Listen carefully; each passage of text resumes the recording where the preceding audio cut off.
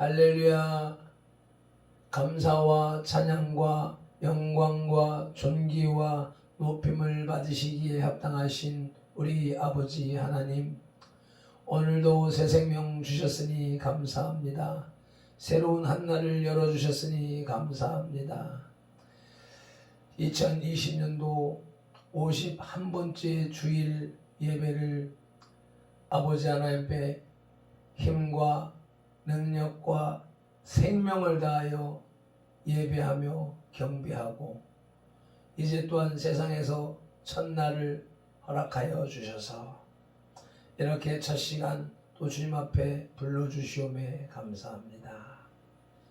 선들교회 성소에 모였든지, 선들교회 지체들이 각자 삶의 환경의 터전에서 이 영상을 보고 앉았든지, 성령 하나님 그곳에 임재하여 주셔서 오늘도 드려지는 이 예배가 주님이 기뻐 받으시는 예배가 되도록 이끌어 주시옵시고, 주님 앞에 머리 조아린 이 선돌의 모든 지체들에게 하늘의 신령한 은혜, 성령님의 크신 축복이 넘치는 시간 되게 하옵소서.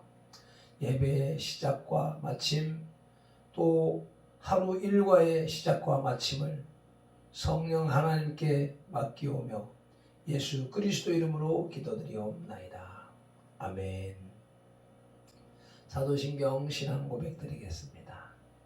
선능하사 천지를 만드신 하나님 아버지를 내가 믿사오며 그 외아들 우리 주 예수 그리스도를 믿사오니, 이는 성령으로 잉태하사 동정녀 마리아에게 나시고 본디오 빌라도에게 고난을 받으사 십자가에 못 박혀 죽으시고 장사한 지 사흘 만에 죽은 자 가운데서 다시 살아나시며 하늘에 오르사 전능하신 하나님 우편에 앉아 계시다가 저리로서 산자와 죽은 자를 심판하러 오시리라.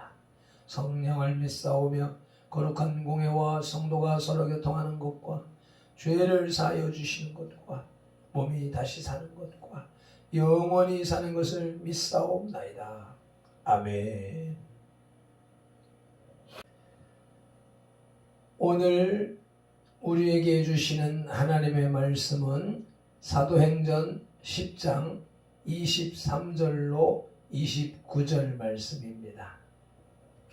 제가 가진 성경은 204쪽에 있습니다. 함께 합독하시겠습니다. 베드로가 불러들여 유숙하게 하니라. 이튿날 일어나 그들과 함께 갈새 요빠에서 온 어떤 형제들도 함께 가니라. 이튿날 가이사라에 들어가니 고넬료가 그의 친척과 가까운 친구들을 모아 기다리더니, 마침 베드로가 들어올 때에 고넬료가 맞아 발 앞에 엎드려 절하니 베드로가 일으켜 이르되 일어나라, 나도 사람이라 하고 더불어 말하며 들어가 여러 사람이 모인 것을 보고 이르되, 유대인으로서 이방인과 교제하며 가까이 하는 것이 위법인 줄은 너희도 알거니와 하나님께서 내게 지시하사 아무도 속되다 하거나 깨끗하지 않다 하지 말라 하시기로 부름을 사양하지 아니하고 왔노라. 묻노니 무슨 일로 나를 불렀느냐. 아멘. 부름받아 나선 이 몸 찬송으로 영광 올려드리시겠습니다.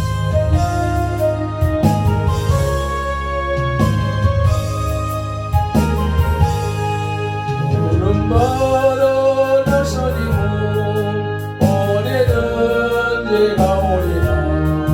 괴로우나 즐거우나 저만 따라가 오리니 어느 나가 나더니까 죽음의 날 나더니까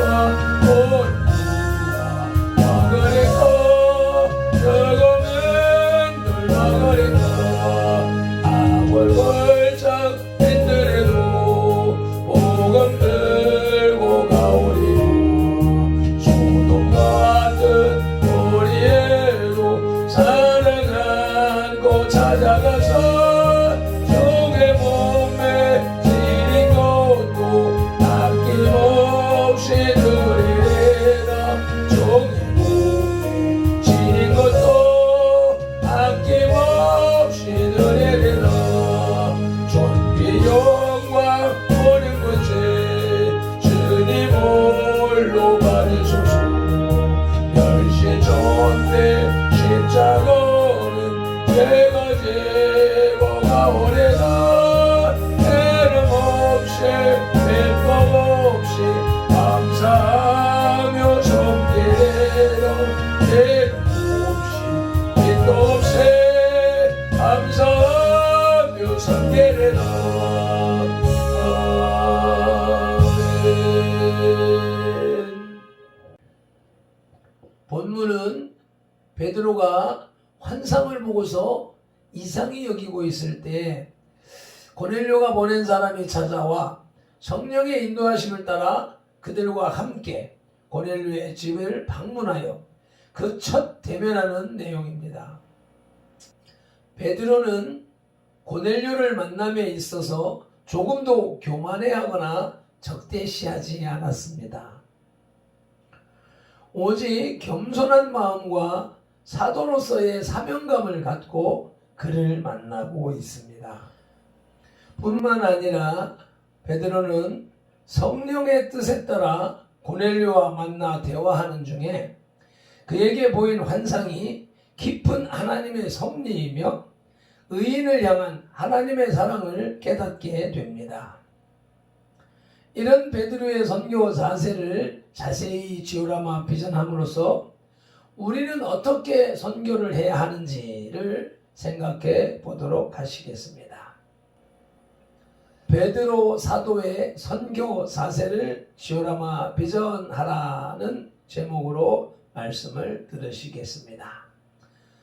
먼저 베드로는 자신을 낮추었습니다.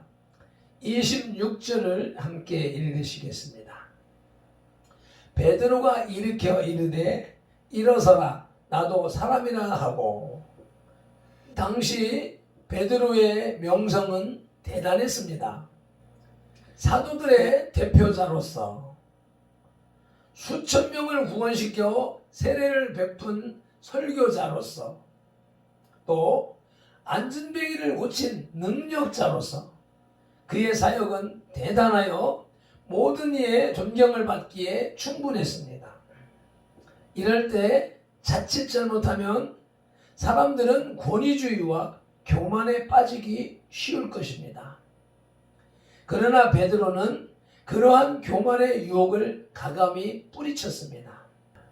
곧 고넬료는 백부장의 신분으로서 베드로는 그것이 잘못된 경배임을 알고 지체하지 않고 그를 일으켜 세우면서 나도 사람이라고 했던 것입니다. 그렇습니다. 사람의 능력이 아무리 크고 권세가 높다 할지라도 그것은 모두가 하나님께로부터 온 것입니다. 그것이 마치 자기에게서 나온 것인 양 착각하면 그것은 하나님을 모독하는 행위요 자신을 멸망시키는 것이 됩니다. 그러므로 우리는 바로 이 높아지려는 마음과 교만을 거부하고 자신을 낮춰야 합니다. 이러한 유혹을 안 받을 수는 없으나 항상 자신을 낮추는 자는 그것이 시험이 될 수 없는 것입니다. 오히려 그럼으로써 그의 존귀와 영광은 더 높아지며 사람들로부터의 칭찬도 더 많아지고 진실해지는 것입니다. 마태복음 23장 12절 말씀에 누구든지 자기를 높이는 자는 낮아지고 누구든지 자기를 낮추는 자는 높아지리라 말씀하셨습니다. 베드로처럼 낮추는 성도의 모든 지체들이 되시기를 예수님의 이름으로 축복합니다. 베드로 사도의 선교 자세 두 번째로는 편견을 버렸습니다. 28절 상반절을 보시면 이르되 유대인으로서 이방인과 교제하며 가까이 하는 것이 위법인 줄은 너희도 알거니와. 당시의 사회적 상황은 유대인이 이방인과 같은 자리에 있다는 것은 그의 말대로 율법에 어긋나는 것이었습니다. 유대인은 그들만이 하나님의 백성으로 택함을 받았고, 그러므로 버림받은 이방인과는 상대도 하지 않았던 것입니다. 그러나 그것은 하나의 편견에 지나지 않았습니다. 왜냐하면 구약에서도 하나님은 이미 유대인의 하나님을 넘어 전 세계를 섭리하시고 세상의 모든 사람을 구원하시는 하나님으로 나타나고 있기 때문입니다.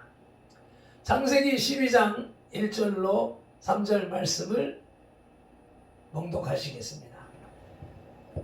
함께 합독하시겠습니다. 여호와께서 아브라함에게 이르시되 너는 너의 본토 친척 아비집을 떠나 내가 내게 지시할 땅으로 가라. 내가 너로 큰 민족을 이루고 내게 복을 주어 내 이름을 창대케 하리니 너는 복의 근원이 될지라. 너를 축복하는 자에게는 내가 복을 내리고 너를 저주하는 자에게는 내가 저주하리니 땅의 모든 족속이 너를 인하여 복을 얻을 것이니라 하신지라. 땅의 모든 족속이 너를 인하여 복을 받을 것이라. 이것이 구약에 나오는 하나님의 전 세계 모든 인류를 구원하실 계획인 것입니다. 그러므로 예수님도 유대인의 편협된 율법과 전통을 깨뜨리고 그들이 멀리하는 세리와 창기와 문둥병자 그리고 이방인들과 가까이 하셨던 것입니다.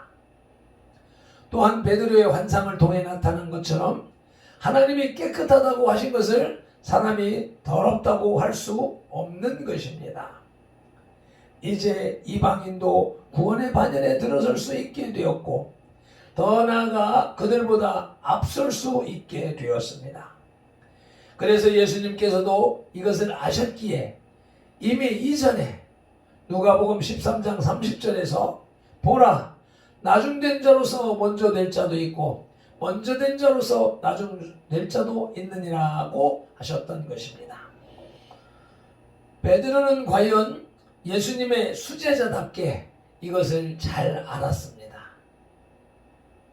그는 전통적인 편견에 얽매이지 않고 거듭난 사람답게 하나님의 뜻대로 고넬료에게 나아갔을 뿐만 아니라 그와 동등되게 여겨 더불어 이야기했던 것입니다. 이런 베드로의 태도는 오늘날 많은 성도들에게 교훈을 줍니다. 특히 자기 신앙, 자기 교회, 자기 교단 등 도선적이고 이기적인 신앙 태도로 교회 분열에 앞장서는 사람들은 이러한 베드로의 태도를 통해서 편견부터 없애는 지혜를 얻어야 할 것입니다. 베드로 사도의 선교 자세 세 번째는 하나님의 뜻대로 행했습니다. 28절 하반절과 29절 말씀을 읽으시겠습니다. 하나님께서 내게 지시하사 아무도 속되다 하거나 깨끗하지 않다 하지 말라 하시기로 부름을 사양하지 아니하고 왔노라. 너니 무슨 일로 나를 불렀느냐. 유대인이었던 베드로는 환상이 주는 바를 이해하지 못했으나 그런 자기의 몰이해를 고집하지 않고 하나님의 명령에 무조건 순종했습니다. 이처럼 베드로가 무조건적으로 하나님의 뜻을 따른 것은 그렇게 할 때 놀라운 역사가 일어난다는 것을 예수님에게 처음 부름받을 때부터 알고 있었기 때문입니다. 과거 예수님을 처음 만날 때 누가복음 5장 5절에서 베드로가 고백을 합니다. 선생이여 우리들이 밤이 맞도록 수고를 하였으되 얻은 것이 없지만은 말씀에 의지하여 내가 그물을 내리리이다. 이 고백은 성령에 의하여서 나타나는 그러한 믿음의 고백이었던 것입니다. 그러나 대부분의 사람들은 그렇지 못합니다. 먼저 자기의 생각을 정한 후 될 수 있으면 하나님을 거기에 맞추려고 합니다. 그래서 바리새인들과 율법학자들은 예수님께 책망을 당했고 결국에는 오히려 예수님을 십자가에 못 박아 죽이기까지 하는 것입니다. 인간의 어리석은 생각을 끝까지 고집하면 언제든지 이처럼 엄청난 결과를 가져올 수밖에 없습니다. 따라서 하나님의 뜻이 비록 자기 생각에 비추어 볼 때 부적절하고 비합리적이라고 할지라도 우리는 무조건적으로 따라야 합니다. 때로는 그것이 어리석게 보일 수도 있고 무의미하게 보일 수도 있으며 고난을 자초하는 것일 수도 있지만 뒷일은 하나님께 맡겨야 합니다. 다만 그것 때문에 고통이 오면 고통을 당하고 시련이 오면 그것을 이겨낼 뿐입니다. 이 시대에 그런 마음의 자세와 각오와 결단이 절실히 필요한 시대인 것 같습니다. 말씀을 맺겠습니다. 베드로는 고넬료가 보낸 하인들을 따라 흔쾌히 길을 떠나 고넬료의 집으로 들어갔습니다. 고넬료는 이미 베드로의 방문을 예상하고 그의 모든 일가들을 모아 기다리고 있었습니다. 환상을 통한 하나님의 인도가 없었던들 베드로가 이방인에 대하여 본문처럼 개방적인 자세를 취할 수가 없었을 것입니다. 즉 믿음이 있는 사람이 하나님의 인도를 받는다는 말입니다. 오늘도 주님 앞에 깊이 기도하며 주님의 인도하심을 받는 저와 여러분이 되시기를 예수님의 이름으로 간절히 축복합니다. 기도드리겠습니다. 사랑과 은혜가 풍성하신 우리 아버지 하나님, 오늘도 귀한 말씀으로 하루를 시작할 수 있게 하시오매 감사합니다.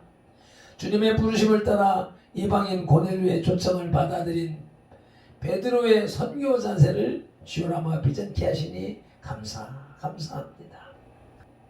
하나님의 사자라고 식사 대접하는 고넬료 일가에 손사래를 치며 자신을 낮추는 베드로의 낮아짐을 본받기 원합니다. 수천 년 내려오는 민족의 자긍심과 가문의 우월감에 빠져있는 편견을 버리게 하옵소서. 무엇보다도 아버지 하나님의 뜻을 쫓아 살아가게 하옵소서. 베드로 사도를 인도하시어서 세계 선교의 문을 여신 우리 주 예수 그리스도 이름으로 기도드리옵나이다. 아멘. 주님의 부르심에 순종하는 다짐하시며 찬양 올려드리겠습니다.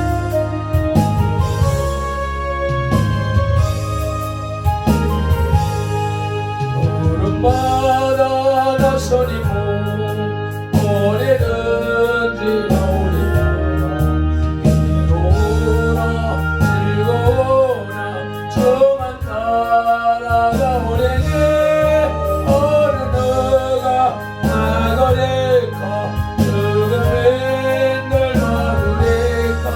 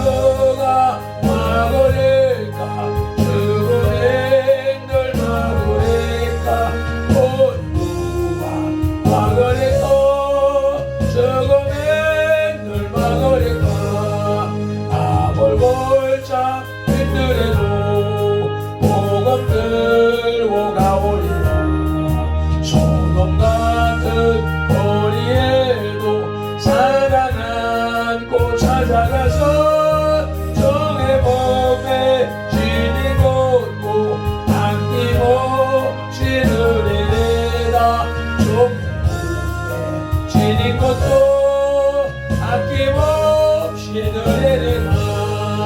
아골골짝 힘들어도 복음 들고 가오리. 소돔 같은 거리에도 사랑 안고 찾아가서 종의 몸에 지리도도 아낌없이 드리리라. 종의 몸에 지린 것도 아낌없이 드리리라. 전기 영광 모든 권세 주님 홀로 받으소서. 멸시촌대 십자가는 죄가 지고 다오리라. 이름 없이 믿고 없이 감사하며 섬기리라. 이름 없이 믿고 없이 감사하며 섬기리라. 전기 영광